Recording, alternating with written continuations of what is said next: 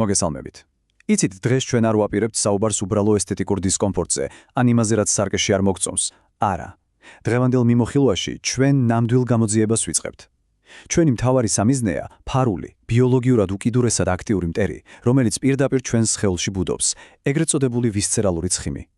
მოდით, ერთად გამოვავლინოთ ეს უხილავი მტერი და ვისწავლოთ, როგორ დავამარცხოთ ის საბოლოოდ. მოკლედ გადავხედოთ ჩვენ სამოქმედო გეგმას. ჯერ გავარკვევთ რა არის ეს უხილავი მტერი. შემდეგ ვნახავთ რატომ არის ის ასეთი საშიში. მერე ვისაუბრებთ კვებასა და ჰორმონებზე, ლიპოლიზის გააქტიურებაზე და ბოლოს შევეხებით სტრესის, ძილისა და ალკოჰოლის გავლენას. დავიწყოთ არა? მაშასე პირველი ნაწილი უხილავი მტერი საერთოდ სად იმალება ის ჩვენს ორგანიზმში. როგორც ნებისმიერ კარგ სამედიცინო დეტექტივში, ჯერ ზუსტად უნდა დავადგინოთ ჩვენი ეჭვმიტანილის ვინაობა. საქმე იმაშია, რომ აქ ორი სრულიად განსხვავებული მოთამაშე გვაქვს. პირველი არის კანქვეშა ცხიმი, რომელიც უშუალოდ კანის ქვეშაა. ის რბილია, ხელითაც მარტივად მოსაჩქმეტია და სიმართლე გითხრათ მეტწინათ უუნებელია, ენერგიის საცავია და მეტი არაფერი. მაგრამ მეორე მხარეს გვაქვს ვისცერალური ცხიმი. აი ეს უკვე სხვა ისტორიაა. ის ღრმად არის ჩამჯდარი მუცლის ღრუში და პირდაპირ გარს აკრავს ჩვენს სასიცოცხლო ორგანოებს, ღვიძლს, კუჭს, ნაწლავებს. სწორედ ეს მკვრივი მყარი ფენა ქმნის იმ ეგრეთ წოდებულ მყარ მუცელს, რომელსაც ასე ხშირად ვხედავთ ხოლმე. გადავიდეთ მეორე ნაწილზე. რატომ არის ეს კონკრეტული ცხიმი ასეთი საშიში? მოდით თვალი გავუსწოროთ ბიოლოგიურ რეალობას. იცით ყველაზე შოკის მომგვრელი აქ რა არის? ვისცერალური ცხიმი არ არის უბრალოდ რაღაც პასიური ენერგიის საცავი, როგორც ბევრს გონია. არა, თანამედროვე მედიცინა მას განიხილავს როგორც დამოუკიდებელ სრულფასოვან ენდოკრინულ ორგანოს. წარმოიდგინეთ, ეს არის პირდაპირი გაგებით ტოქსიკური ქარხანა, რომელიც 24 საათის განმავლობაში გაუჩერებლად აწარმოებს ანთებით მოლეკულებს და მათ პირდაპირ კარის ვენის გავლით ღვიძლში უშვებს. დაუჯერებელია, ხომ? ხო და რა მოხდება ამ მუდმივ ტოქსიკურ შეტევას? იწყება დამანგრეველი ჯაჭვური რეაქცია. ეს ტოქსინები აიძულებენ ჩვენს პანკრეას გამოიმუშაოს იმაზე მეტ ინსულინი, ვიდრე რეალურადაც საჭირო. ეს კი თავის მხრივ იწვევს ინსულინ რეზისტენტობას და ფაქტობრივად ბლოკავს ცხიმისწვის პროცესს. პარალელურად ღვიძლი ივსება ტრიგლიცერიდებით, უხეშად რომ თქვათ, ცხიმიანდება და ვეღარ ფილტრავს ორგანიზმს. შედეგად სისხლში იზრდება ცუდი ქოლესტერინი და სისხლძარღვები ვიწროვდება. ეს უკვე მეგობრებო პირდაპირ გზაა სერიოზული დაავადებებისკენ. მესამე ნაწილი. დროა. თავდაცვიდან შეთევაზე გადავიდეთ და ვნახოთ რისი გაკეთება შეგვიძლია კვებისა და ჰორმონალური ბალანსის კუთხით. სანამ კონკრეტულ სტრატეგიაზე ვისაუბრებდეთ, მინდა ერთი კითხვა დაგისვათ და დაფიქრდით. თქვენი აზრით, რა არის ვისცერალური ცხიმის მთავარი საწვავი? ანუ, რით იკვებება ეს ტოქსიკური ქარხანა ყველაზე მეტად?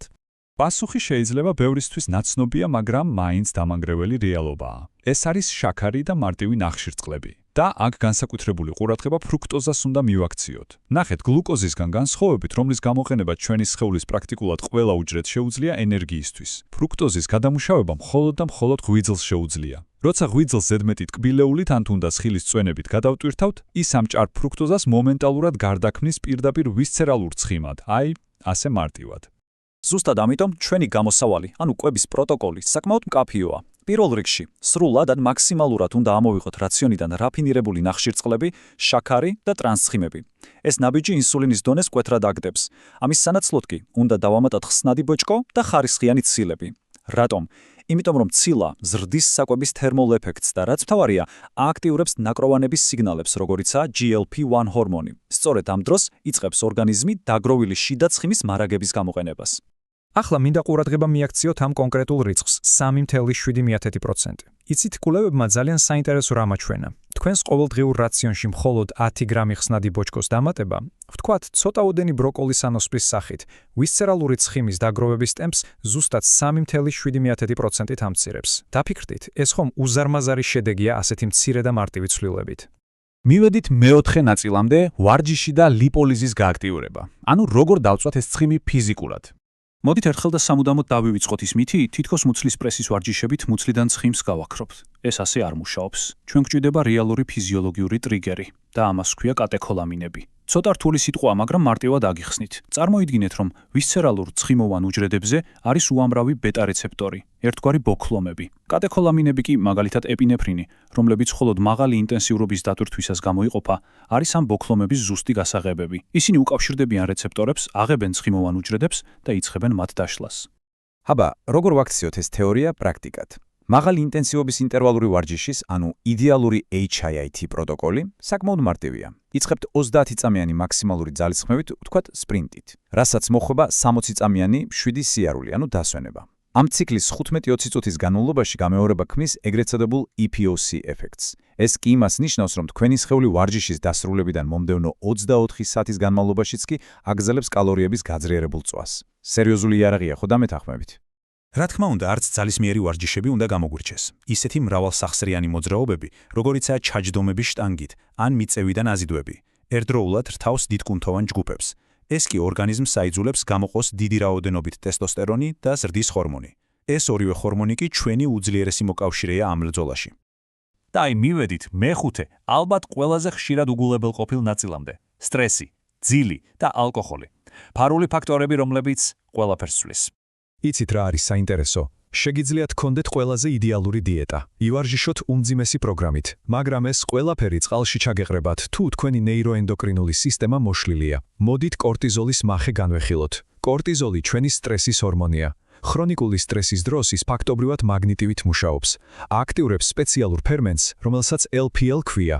და რადგან ვისცერალურ უჯრედებს კორტიზოლის მიმართ ძალიან მაღალი მგრძნობელობა აქვთ, ეს ჰორმონი სისხლში მოძრავ ცხიმს იღებს და პირდაპირ თქვენს მუცელში ორგანოების გარშემო აბინავებს. კიდევ ერთი სერიოზული პრობლემა ძილის ნაკლებობაა. თუ ღამეში 6 საათზე ნაკლებს გძინავთ, იცოდეთ, რომ ვისცერალური ცხიმის დაგროვების შანსს თითქმის აორმაგებთ. ძილის დეფიციტი მაღლა სწევს შიმშილის ჰორმონ გრელინს, მიწასთან ასწორებს ნაყროვანების სიგნალს ლეპტინს და ფაქტობრივად ანგრევს ინსულინის მიმართ მგრძნობელობას მომდევნო დღეს. და ბოლოს არ დაგვავიწყდეს ალკოჰოლი. ხომ გაგიგიათ გამოთქმა ლუდის მუცელი. ნამდვილად არ არის მითი. უბრალოდ ეს უფრო მეტაბოლური საცობია. საქმე იმაშია, რომ როდესაც ალკოჰოლი ორგანიზმში ხვდება, ღვიძლი მას აღიქვამს როგორც ტოქსინს. და იმისათვის, რომ სასწრაფოდ გაფილტროს ეს საფრთხე, ღვიძლი აბსოლუტურად აჩერებს ცხიმების წვის პროცესს. ამ დროს კი ის საჭმელი, რასაც ალკოჰოლთან ერთად მივირთმევთ, პირდაპირ ვისცერალურ საცავებში ილექება. მოკლედ რომ შევაჯამოთ, თუ გვინდა ამ ენდოკრინული ორგანოს ერთხელ და სამუდამოდ განადგურება, ჩვენი სისტემური გამოსავალი ასე გამოიყურება. გვჭირდება დაახლოებით 15-20%-იანი კალორიული დეფიციტი, კვებაში პრიორიტეტს ვანიჭებთ ხარისხიან ცილებსა და ხსნად ბოჭკოს, კვირაში 3 ჯერ მაინც ურთავთ ხით ან ძალისმიერ ვარჯიშებს და რაც მთავარია, აუცილებლად ვიძინებთ 7-8 საათი უკვეთად. ამ ყველაფრის მოსმენის შემდეგ კი მინდა ერთი მთავარი კითხვით დაგტოვოთ და კარგად დაფიქრით ამაზე. თქვენი ყოველდღიური ჩვევები, ძილის რეჟიმი, რასაც ჭამთ და სვამთ, უბრალოდ კვებავს ამ ხუხილაო მტერს თქვენს ხელში, თუ უკვე მართლა მზად ხართ, რომ საბოლოოდ განეიტრალოთ ის. გადაწყვეტილება თქვენზეა. დროა თქვენი ჯანმრთელობა საკუთარ ხელში აიღოთ.